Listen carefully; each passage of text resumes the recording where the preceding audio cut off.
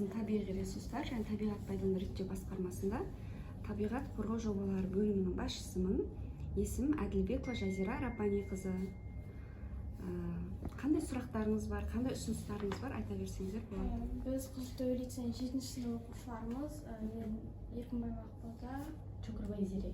Жалпы біз зерде ғылыми жобасына қатысып жатырмыз. Біз жаңағыдай әдебиет әлемінде Каспийдің экологиясы жағынан, Досы теңіз жағынан, және сырласу мекені жағынан қарастырып жатырмыз. Жалпы бізде шағын сұрақтарымыз бар. Біріншісі, Каспийдің қазіргі экологиясына сіздің көңіліңіз толады ма?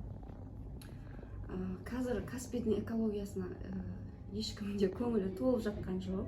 Себебі өздеріңіз білесіздер, Каспий теңізі таязданып бара жатыр күннен күнге. Ол бәріміздің көңілімізді түсіреді. Дәл осы мәселе бойынша президентіміз Қасым-Жомарт Кемелұлы Тоқаев 22-ші жылы Маңғыстау өңіріне келіп, өз көзімен көріп, тапсырма берді. Яғни Каспий теңізінің флора, фаунасын, оның неліктен төмендеп бара жатыр, суы таязданып бара жатыр, ол қаншалықты зиян, соны зерттеу үшін арнайы институт құруды тапсырды. Қазіргі уақытта су ресурстары және ирригация министрлігі осы бойынша жұмыстанып жатыр. Құдай қаласа 2024 жылы сол институт құрылады деген сенімдеміз. Экологиясын жақсартсақ, 5 жылдан кейінгі Каспийдің экологиясын қалай елестетер едіңіз?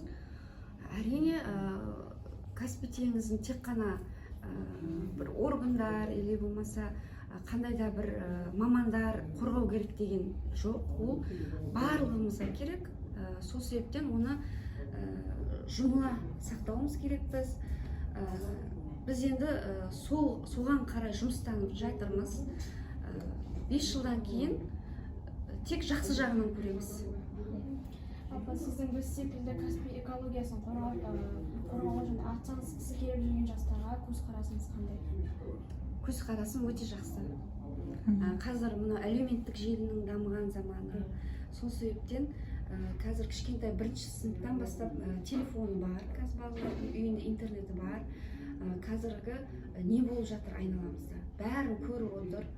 Айтып кеткеніміздей, Каспийді экологиясы жағынан және Достық теңізі жағынан, сырласу мекені жағынан қарастырдық. Біз осы үшеуін қосып, яғни символология шығардық. Символика. Символика шығардық. Неке, мысалы, осы итбалықтар қарасаңыздар, мысалы, итбалық тек қана Каспий теңізінде ғана бар. Біз осы итбалықты қорғауды экологиясы жағынан алдық. Алдына адамды, мысалы, Каспийге барған кезде, мысалы, адам Каспийге қарап отырып, өзінің сырларын айтады. Жаңағыдай адам баласына айта алмайтын сырларын осы Каспийге жайып салады. Алдына көріп отырғаныңыз, бұл біз пазл ретінде жер шары. Пазл ретінде жер шарын алдық. Келсе отырып, осындай жаңа қоғамдық көліктерге жапсырсақ. Сол біз жасап шығарсақ, қайда жапсырамыз деген сұрақ. Сосын екінші ұсынысымыз бізде қазір деген енді адамдардың көпшілігі өнер адамдарын көбірек қарайды, сосын блогерлерді қарайды ғой.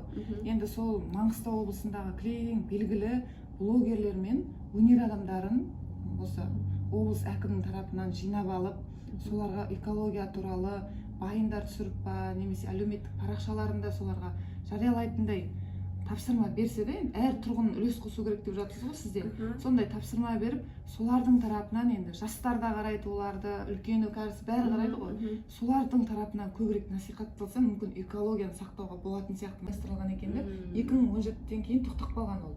Мысалы, оған тек қана Маңғыстаудың жастары қатыспайды, оған түпкір-түпкірінен республиканың да Ақтөбе, Алматы деген сияқты сол шараларды ары қарай жалғасын тапса, мысалы, келмеген, көрмегендер сол кезде келіп көруіне деймін да, республиканский көлемде ұйымдастырылса да, теңіз жағалауында өткізілсе, сайыстар, жарыстар, ақындар мүшәйралары олама, ол мәнерлеп оқу кештері, сурет байқаулары республика көлемінде жарияланса, соған жан-жақтан біз республиканың түпкір-түпкіріне тартылатын сияқтымыз жастарды.